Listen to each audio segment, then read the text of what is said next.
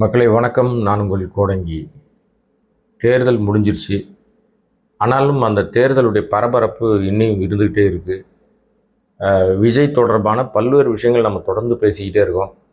தேர்தல் வரைக்கும் தான் பேசுனீங்க, தேர்தல் தான் முடிஞ்சிருச்சே, அதுக்கப்புறம் என்ன பேச போகிறீங்கன்னு நினைக்கிறீங்களா?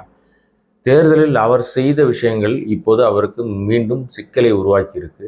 அது என்ன சிக்கல், என்ன பிரச்சனை, வழக்கு வாங்குற அளவுக்கு என்ன ஒரு ப்ராப்ளத்தை விஜய் செய்திருக்கிறார், அதை பற்றி தான் இந்த வீடியோவில் நம்ம பார்க்க போகிறோம். வீடியோ முழுமையாக பாருங்கள், ஸ்கிப் பண்ணாமல் பாருங்கள். இந்த வீடியோ சப்ஸ்கிரைப் பண்ணாமல் பார்த்துட்டு இருக்க அன்பு நண்பர்கள் சப்ஸ்கிரைப் பண்ணிங்கன்னா இது போன்ற பல்வேறு விஷயங்கள் பேசுவதற்கு வாய்ப்பாக முடியும். வாங்க இப்போ வீடியோக்குள்ள போகலாம். ஆக்சுவலாக விஜய் ஒரு அரசியல்வாதியாக தன்னை அடையாளப்படுத்துவதற்கு பதிலாக தன்னை நடிகராகவே தொடர்ந்து அடையாளப்படுத்திக்கிட்டே இருக்கார். அவர் ஒரு நடிகர், அதில் எந்த மாற்று கருத்தில் அவர் நிறைய படங்கள் நடிச்சிருக்காரு. அதில் பல படங்கள் ஃப்ளாப்பு, சில படங்கள் ஓடி இருக்குது, தயாரிப்பாளர்கள் தெருவில் நின்று இருக்காங்க. இதெல்லாம் தனி விஷயமா இருந்தாலும் அரசியலுக்கு வந்துட்ட பிறகு தன்னை அரசியல்வாதியாக காட்டுவதற்கு பதிலாக மீண்டும் நடிகராகவே எல்லார்கிட்டையும் போர்ட்ரேட் பண்ணிக்கிட்டே இருக்கார். நடிகராகவே தன்னை அடையாளப்படுத்திக்கிட்டே இருக்கார். ஏன்னா அந்த மாயையில் தான், இந்த நடிகர் மனநிலையில் தான் எல்லாரையும் தன் வசப்படுத்தி வச்சுருக்காரு. அது பல பேர் மனநிலை கலண்டு போனவங்க மாதிரி, மென்டல் மாதிரி வெறி பிடிச்சி பல்வேறு விஷயங்களை பண்ணிக்கிட்டு இருக்காங்க. அதுவும் குறிப்பாக பெண்கள், இளம் பெண்கள் அவங்க பேசுகிற பேச்செல்லாம் பார்த்திங்கன்னா மிக மிக மோசமான ஒரு சூழலுக்கு தள்ளப்பட்டிருக்கு. நிறைய பெண்கள் நிறைய விஷயங்கள் இருக்குது. அதாவது ஒரு பெண்ணு சொல்லிச்சு, எனக்கு விஜய் கண்ணாவுக்கு ஓட்டு போடலன்னா சோத்தில் விஷம் வச்சிருவேன்னு ஒரு பொண்ணு பேசிச்சு. அப்போ பெரும் கண்டனங்கள்லாம் வந்துச்சு. ஆனால் அதை சிரிச்சுக்கிட்டே எடுத்துக்கிட்டாங்க அந்த தாவகேவை சேர்ந்த தற்கொலை கும்பல். அப்புறம் பார்த்தீங்கன்னா போகிற இடங்களெல்லாம் பல பெண்கள் அதே வார்த்தையை பயன்படுத்துகிறாங்க. நீ விஜய் அண்ணாவுக்கு ஓட்டு போடலன்னா உனக்கு சோத்தில் விஷம் வச்சிருவேன்.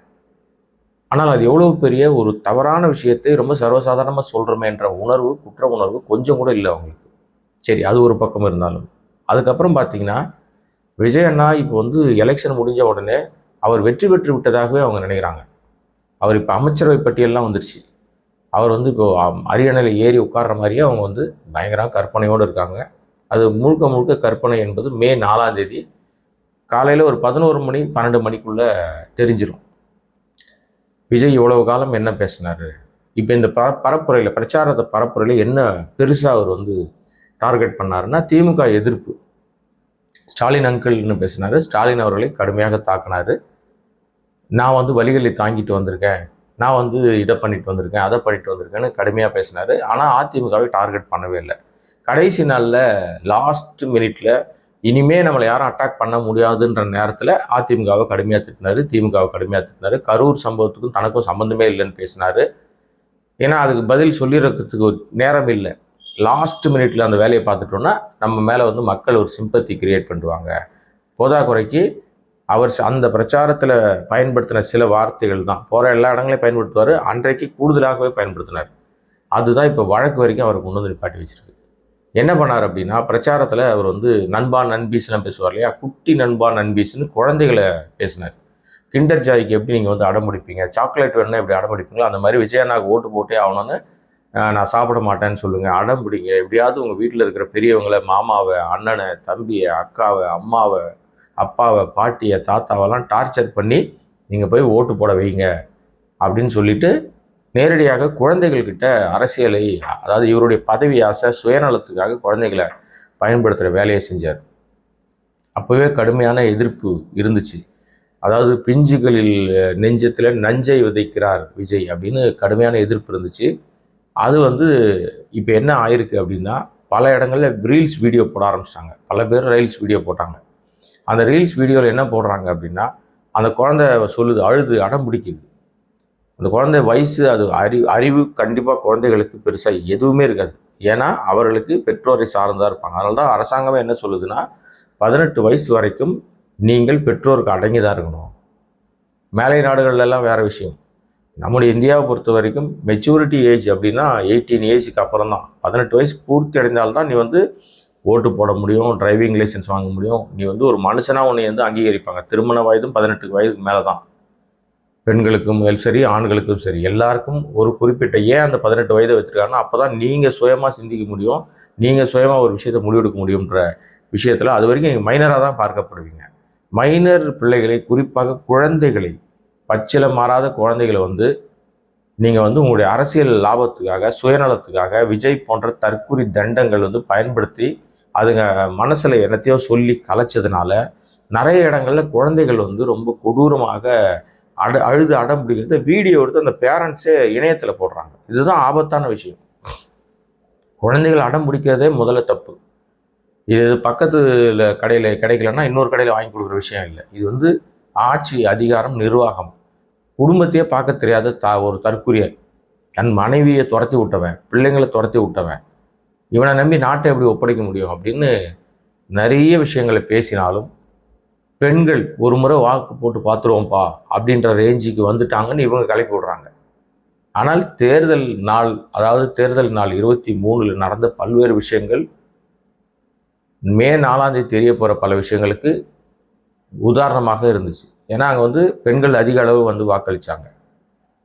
எல்லாருமே விஜய்க்கு தான் வாக்களித்தாங்கன்னு ஒரு நரேட்டிவை செட் பண்ணுறாங்க.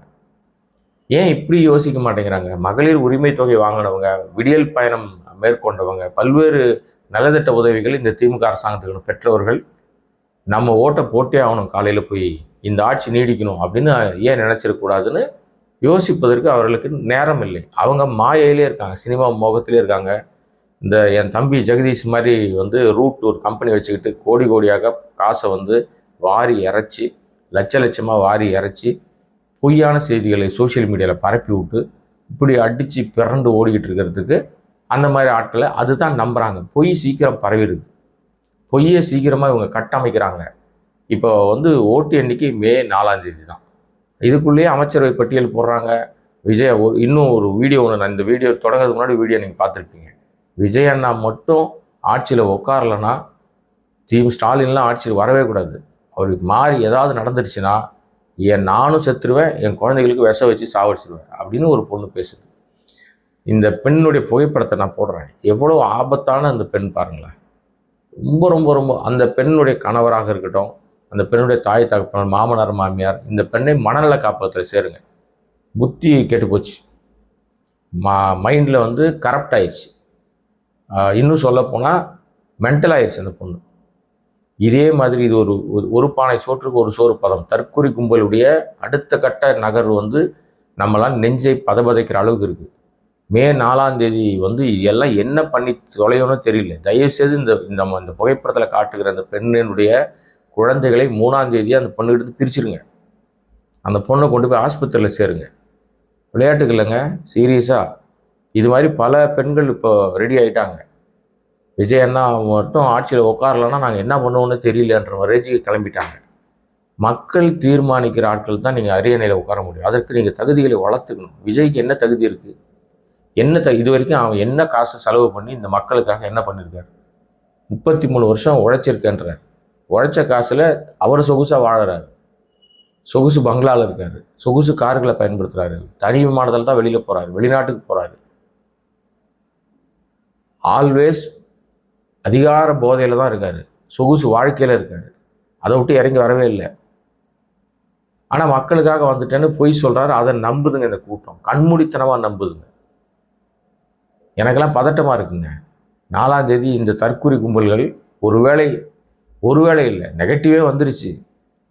விஜயே தோற்று போயிட்டார்னு வச்சுங்க, 2 தொகுதியிலும் தோற்று போயிட்டார். நம்முடைய தகவலுக்கு தெரிந்த வகையில் டெபாசிட் வாங்குவது சிரமமாக இருக்கும்னு சொல்கிறாங்க. தோற்று போயிட்டா பைத்தியம் பிடிச்சி அலையிற கும்பல் இது என்ன நடக்கும்? இதுங்க தான் மென்டல் ஆகி போச்சு, அரை மென்டல் பைத்தியம் ஆகி போச்சுங்க. ஏதோ பண்ணி தொலையுதுங்கன்னு நம்ம வந்து, ஏன்னா இந்த மாதிரி தற்குறிகள் வந்து இருக்கிறதே வேஸ்ட்டு. ஏன்னா குழந்தைக்கு சோத்தில் விஷம் வச்சிருன்னு சொல்கிற இதை இவ பெத்தாளா இல்லை என்ன பண்ணான்னு தெரியல. அந்த குழந்தைகளை வந்து பழி வாங்குறதுல என்ன பெரிய விஷயம் இருக்க போகுது? ஆகவே இது மாதிரி பல விஷயத்துக்கு யாரா காரணம்னா முழுக்க விஜய் தான் காரணம். இதனால தான் கோயம்புத்தூரை சேர்ந்த ஒருத்தர் வந்து, அவர் விசிகாவை சேர்ந்தவர், அவர் வந்து புகார் அளிச்சிருக்கார். அங்கே கமிஷன் ஆஃபீஸில் போய் இந்த மாதிரி என் குழந்தைய வந்து அவர் வந்து இது பேசியதால் என் குழந்தை சாப்பிட மாட்டேங்குது, ரொம்ப ப்ரெஷர் பண்ணிச்சு, வேறு வழி இல்லாமல் நான் வந்து பொய் சொன்னேன் என் குழந்தைகிட்ட, இதனால் எனக்கு மன உளைச்சல், நான் ஓட்டு வந்து விஜய்க்கு போடலை, ஆனால் குழந்தைகிட்ட விஜய்க்கு போட்டேன்னு பொய் சொன்னேன், ஏன்னா அந்த குழந்தை அவ்வளோ தூரம் டார்ச்சர் பண்ணிச்சேங்க. இதற்கு முழுக்க காரணம் விஜயனுடைய கீழ்த்தரமான அரசியல். நேர்மையாக மக்கள்கிட்ட போய் நான் வந்து நல்லது பண்ண வந்திருக்குங்க, எனக்கு ஓட்டு போடுங்கன்னு கேட்கறதுக்கு துப்பு இல்லாமல் ஒரு பக்கம் திமுகவை கேவலப்படுத்தி திட்டி பாஜக காலை நக்கிட்டு குழந்தைகள்கிட்ட போய் வந்து குழந்தைகளை போய் உசுப்பேற்றி குழந்தைகள் மனசை கலைச்சி டார்ச்சர் பண்ண வச்ச குழந்தைகள் நல ஆணையம் வேடிக்கை பார்க்குது. அர்ச்சனா பட்நாயக்னு தேர்தல் கமிஷன் இருக்கார். தேர்தல் விதிமுறைகள்லேயே குழந்தைகளை பயன்படுத்தக்கூடாதுன்னு இருக்கு. சிறார்களை தேர்தல் பிரச்சாரத்தில் கொடி பிடிச்சின்னு போகிறதுக்கு கோஷம் போகிறதுக்கெல்லாம் பயன்படுத்தக்கூடாதுன்னு இருக்குது. ஆனால் அது அத்தனையும் தாவேக தற்கொலை கும்பல் பண்ணிச்சு. பல இடங்களில் நம்ம வீடியோவில் வெளியில் வந்துச்சு. அந்த ஒரு பஞ்ச் டைலாக் பேசினார் பாருங்க, அதை எல்லா பசங்களும் சொல்லிட்டு போகிறாங்க, குட்டி பசங்களாம் சொல்லிட்டு போகிறாங்க. இது அத்தனைக்கும் இன்னொரு வீடியோ ஒன்று பார்த்தேன். எல்லாருக்கும் நீ வந்து இதை சொன்னீங்கன்னா உனக்கு 500 ரூபாய் அப்படின்னு காசு கொடுத்துருக்காங்க. யாரா கொடுத்தது? விஜய் மாமா கட்சியிலேருந்து கொடுத்தாங்க அப்படின்னு அந்த குழந்தைகள் சொல்கிற வீடியோலாம் வைரல் ஆச்சு. அப்போ குழந்தைகள் சினிமா மோகத்தை, சினிமாவுக்கு பிடிக்குங்க. விஜய் ஸ்டைல் பண்ணுவாங்க, ரஜினி ஸ்டைல் பண்ணுவாங்க, கமலஹாசன் ஸ்டைல் பண்ணுவாங்க, சிம்பு ஸ்டைல் பண்ணுவாங்க. குழந்தைகள் அதை நம்ம ரசிப்போம், அது வேற. ஆனால் அது வந்து ஒரு லிமிட் வரைக்கும் தான் இருக்கணும். அதுவே அப்படியே வந்து அடிக்ட் ஆகிட்டா அந்த குழந்தைகளுடைய எதிர்காலம் பாதிக்கப்படும், மனச்சிதைவு ஏற்படும். அப்போ யோசித்து பாருங்கள், இதை செய்தது முழுக்க முழுக்க விஜயனுடைய கேவலம், அசிங்கம். ஆபத்தான அரசியல்வாதின்னு ஏன் சொல்கிறோம் தெரியுதா? இப்போ தொடர்ச்சியாக நம்ம விஜயை ஏன் காரணம் பண்ணுறோன்னா, இந்த மாதிரி தற்குறியாக செய்கிறதுனால தான், மங்குனியாக செய்கிறதுனால தான். யாரை கூப்பிடணும், எந்த இடத்துல கூப்பிடணும், எதுக்காக கூப்பிடணும், யாரை வைத்து அரசியல் நடத்தணும், குழந்தைகளை தான் பார்க்கணும். அவர்களுக்கு மீது வந்து உங்களுடைய அரசியல் சாயத்தை பூசக்கூடாது. இதை செய்ததுனால அவர் வந்து புகார் அளிச்சிருக்காரு. அந்த புகார் வழக்காக மாறி இருக்கு. ஆனால் அந்த அர்ச்சனா பட்நாயக்னு சொல்கிற தேர்தல் கமிஷனர் ஏதாவது நீங்கள் ஏதாவது ஸ்பெசிஃபிக்காக தனிப்பட்ட விஷயங்களை தான் சொல்லுங்கள். குழந்தைகளை பயன்படுத்துகிறாருன்ற விஷயத்த பொதுவாக சொல்லாதீங்க. இதை விட எப்படி வெளிப்படையாக சொல்ல முடியும்? எல்லா இடங்கள்லையும் குழந்தைகள் பண்ணுறாங்கன்னு வீடியோ வந்திருக்கு, ஆதாரங்கள் வந்திருக்கு. இது வந்து நீதிமன்றம் தாமாக முன் வந்து வழக்கு எடுக்கணும். விஜய்க்கு சரியான பாடத்தை புகட்டணும். மக்கள் வந்து பாடம் கொடுத்துட்டாங்க, 4ஆம் தேதி தெரிஞ்சிருங்க. இன்னொரு ரகசியத்தையும் சொல்கிறேன் பாருங்க. ஏன்னா நம்ம ஏற்கனவே சொன்னோம், விஜய் வந்து வெளிநாடு செல்ல திட்டமிட்டு விட்டார், அவர் வெளிநாடுக்கு போகிறாரு அப்படின்னு சொன்னோம் இல்லையா? இப்போ 4ஆம் தேதி, மே 4ஆம் தேதி ஆஸ்திரேலியா போவதற்கு தயாராகிட்டாராம். டிக்கெட்லாம் புக் பண்ணிட்டாங்கன்னு தகவல்கள்லாம் வெளியில் வருது. ஏன் மே 4ஆம் தேதி போகிறார் அப்படின்னா, அரசியலில் ஒரு தோத்தாலும் ஜெயித்தாலும் கவலை இல்லைங்க அவருக்கு. அதை பற்றிலாம் அவருக்கு கவலையே இல்லை. அவர் மே 4ஆம் தேதி வெளிநாட்டில் போய் ஜாலியாக இருக்கணும், என்ஜாய் பண்ணணும் லைஃப்பை. ஏன் என்ன அதுக்கு முன்னாடி போனால் ஆகாதானா, அன்றைக்கு தான் நடிகை திரிஷாவுடைய பிறந்த நாள். இங்கே 2 பேரும் ஒன்றா போகிறாங்க நான் சொல்லலைங்க. நீங்களாம் கற்பனையிலலாம் போனீங்கன்னா அது கம்பெனி பொறுப்பு கிடையாது. அன்றைக்கு திரிஷாவுடைய பிறந்த நாள். விஜய் வெளிநாடு போகிறார், அவ்வளோதான். நான் வேறு எதுவும் தப்பாலாம் சொல்லலை. நீங்களாம் அதை கற்பனை பண்ணிக்கிட்டீங்கன்னா நான் பொறுப்பு கிடையாது. ஸோ இப்படிப்பட்டவர் வந்து இவருக்கு இருக்கிற விஷயம் என்னென்னா, அரசியலில் நமக்கு கதம் தெரிஞ்சு போச்சு. அதனால தான் முன்கூட்டியே கூப்பிட்டு எல்லாரையும் டோஸ் விட்டுட்டு, நீ யாரை என் மூஞ்சிலேயே முடிக்காதீங்கன்னு துரத்தி விட்டார் விஜய் அப்படின்னு சொல்கிறாங்க. டெபாசிட் வாங்கவே மாட்டாங்கன்றாங்க. கிட்டத்தட்ட நம்ம விசாரித்த வகையில் கிடைத்த தகவல், 220 தொகுதிகளில் விஜய் தாவேகா கட்சிக்கு டெபாசிட் அற்ற ஃப்ளாப் ஆகும். ஒரு சில இடங்களில் மட்டும்தான் டெபாசிட் கிடைக்கும். வெற்றி என்பது 0. ஒருத்தர் கூட வெற்றி பெற வாய்ப்பு இல்லை. என்னங்க விஜய் ஜெயிப்பாருன்றாங்க, ஆதவர்னா ஜெயிப்பாருன்றாங்க, செங்கோட்டையன் ஜெயிப்பாருன்றாங்க, அருண்ராஜ் ஜெயிப்பாருன்றாங்க அப்படின்னு ஒரு பெரிய பட்டியல் வாசிக்கிறாங்க. அமைச்சரவே போட்டார். நீங்கள் என்னங்க நீங்கள் இப்படி சொல்கிறீங்க அப்படின்னு கேட்டிங்கன்னா, இதெல்லாம் காசு கொடுத்து நரேட்டிவை செட் பண்ணுறது. இதெல்லாம் செட்டப் செல்லப்பாவுடைய, யார் செட்டப் செல்லப்பான்றீங்களா? அதை என் வாயால் நான் சொல்லுவானே. என் தம்பி ஜெகதீஷ் இருக்கான்ல, ஒரு ரூட் அமைப்பு வச்சுருக்கான். நீங்கள் இதுக்கு அதுக்கு முடிச்சு போடக்கூடாது. அவன் இந்த மாதிரி சோசியல் மீடியாவிலலாம் காசு கொடுத்து தான் பரப்பிக்கிட்டே இருப்பான். எதையாவது ஒன்று காசை கொடுப்பான். அவர் ட்வீட் போட்டால் அவனுக்கு 25 ரூபா 30 ரூபா அப்படின்னு காசு போட்டே இருப்பான். இல்லை 50 ரூபா 500 ரூபான்னு கொடுத்துட்டே இருப்பான். ஏதுரா காசு அவனுக்கு அப்படின்னா அது நம்ம போய் கணக்கெடுக்க முடியாது. அவன் வந்து இணை பொருளாளர் அந்த கட்சியில், விஜயனுடைய பினாமி, டைரெக்டாகவே சொல்லிடலாம். ஏன்னா அவனுக்கு அவ்வளோ பணமும் செல்வாக்கும் எங்கேருந்து வந்ததுன்னா இது வரைக்கும் தெரியாது. அப்போ விஜய் சம்பாதிச்சு வச்ச காசெல்லாம் பல பேர்கிட்ட இந்த மாதிரி பினாமியா, தான் டிரைவரு, இப்போ சீட்டு கொடுத்தாரு பாருங்க, கண்ணீர் விட்டு கதறி எழுத ட்ராமாலாம், அந்த டிரைவர் ஒரு பினாமி, ஜெகதீஷ் என் தம்பி ஜெகதீஷ், ரூட் ஜெகதீஷ் ஒரு பினாமி, இன்னும் பல பினாமிகளை வச்சுக்கிட்டு பொண்டாட்டி ஏமாத்திருக்காரு. பொண்டாட்டி சொத்துக்கள் எங்கே இருக்குன்னு மறைச்சிட்டார். ஸோ இது எல்லாமே மே 4ஆம் தேதிக்கு இப்போயே ஸ்கிரிப்ட் ரெடி பண்ண ஆரம்பிச்சிட்டாங்க. தெரிஞ்சிருச்சு டெபாசிட் கிடைக்காது, நம்ம காலி ஆகிட்டோம், ஒரு இடத்துல ஜெயிக்க முடியாது. வர்றது பூரா அட்லீஸ்ட் நம்ம வந்து அந்த 4ஆம் தேதி வரைக்குமாவது நம்ம தான் முதலமைச்சர்னு மக்கள்லாம் அப்படியே இருக்கட்டும், நாம் ஏதாவது உருட்ட முடியுமா நாளைக்குன்னு பார்க்கலாம் அப்படின்றதுக்காக இப்போவே அது மாதிரி நரேட்டிவ் செட் பண்ணிட்டாங்க. சில பேர் பதவி ஏற்றுக்கிற டேட்டெல்லாம் குறிச்சிட்டாங்க, அவர் பதவி ஏற்றுக்கிற நாள் வரைக்கும். அதனால் இது எங்கே போய் முடிய போகுது? இந்த பெண்களை இந்த மாதிரி மனச்சிதைவு ஏற்பட செய்து குழந்தைகள்கிட்ட வந்து தன்னுடைய அரசியல் தன் சுய லாபத்துக்காக விஜய் செய்த விஷயத்துக்கு தேர்தல் கமிஷன் நடவடிக்கை எடுக்கணும். அதே மாதிரி குழந்தைகள் நல அமைப்பும் ஆணையமும் கண்டிப்பாக விஜய் மீது நடவடிக்கை எடுக்கணும். ஏன்னா குழந்தைகளை பயன்படுத்தக்கூடாதுன்னு இருந்த பிறகும் பகிரங்கமாக குழந்தைகளை இன்ஃப்ளூயன்ஸ் பண்ணியிருக்காரு. குழந்தைகளை வந்து அந்த மனதளவில் அவங்கள வந்து பாதிப்படைகிற வகையில் குழந்தைகளை டார்ச்சர் பண்ணியிருக்காரு. பல வீடுகளில் குழந்தைகளுக்கு அடி வந்திருக்கும். சும்மா இருக்க மாட்டியா நீ அப்படின்னு அடிச்சிருப்பாங்க பேரண்ட்ஸ். சில இடங்களில் பொய் சொல்லியிருப்பாங்க. சில பேரண்ட்ஸ் வந்து அவங்களுக்கு விருப்பப்பட்ட கட்சிக்கு போட்டிருப்பாங்க, ஆனால் குழந்தைகிட்ட பொய் சொல்லியிருப்பாங்க. அப்போ அவங்களுக்கும் மன உளைச்சல். இது ஒட்டு மொத்தத்துக்கும் காரணம் விஜயினுடைய கீழ்த்தரமான அரசியல். இப்படிப்பட்ட ஆளை இந்த 4ஆம் தேதியோடு துரத்தி அடிக்க பாருங்கள். ஏற்கனவே அது மக்கள் நீங்கள் முடிவு பண்ணிட்டீங்க, அதான் நடக்க போகுது. ஸோ நாம் இந்த வீடியோவை சப்ஸ்கிரைப் பண்ணாமல் பார்த்துட்டு இருக்க அன்பு நண்பர்கள் சப்ஸ்கிரைப் பண்ணிங்கன்னா இது போன்ற பல்வேறு விஷயங்களை பேசுவதற்கு வாய்ப்பாக அமையும். எக்ஸ்க்ளூசிவாக ஒரே ஒரு தகவல் என்னன்னா, நம்ம பெரம்பூரில் விஜய் நிற்கிற அந்த தொகுதியில் அவருக்கு மாற்று வேட்பாளராக போட்டது, அதை தாண்டி பூத்தில் வந்து உட்கார்றதுக்கு இந்த கவுண்டிங்கில் உட்கார்றதுக்கு முகவர்களாக சில பேரை போடுவாங்கல்ல, அது வந்து இன்னாரை தான் போடணும் அப்படின்னு ஒரு கணக்கு இருக்குது. அதில் ஏதோ ஒரு பெரிய குளறுபடியை விஜய் செய்திருக்கிறார். தெரிஞ்சு செஞ்சிட்டாரா தெரியாமல் செஞ்சிட்டாரான்னு தெரியல. அது வந்து கண்டுபிடிக்கப்பட்டால் அவருடைய அந்த முகவர் உட்கார்றாரு உள்ளே போய் அவருக்கு அங்கே போகிறதுக்கே வாய்ப்பு இல்லாமல் போயிடும். அந்த மாதிரி ஒரு பிரச்சனையில் இருக்கிறது எத்தனை பேருக்கு தெரியும்னு தெரியாது. நிச்சயமாக அதில் ஒரு விஷயத்தை திமுக வேட்பாளர் அதை கண்டுபிடிச்சிட்டாருன்றாங்க. கடைசி நேர அஸ்திரமாக அதை பயன்படுத்த போகிறாருன்றாங்க எண்ணிக்கையின் போது. என்னவோ அரசியல் தெரில, அட்லீஸ்ட் யாரையாவது கேட்டு தெரிஞ்சாவது ஃபில்அப் பண்ணி கொடுத்துருக்கலாம். அதுவும் பண்ணி சொதப்பிட்டாங்க.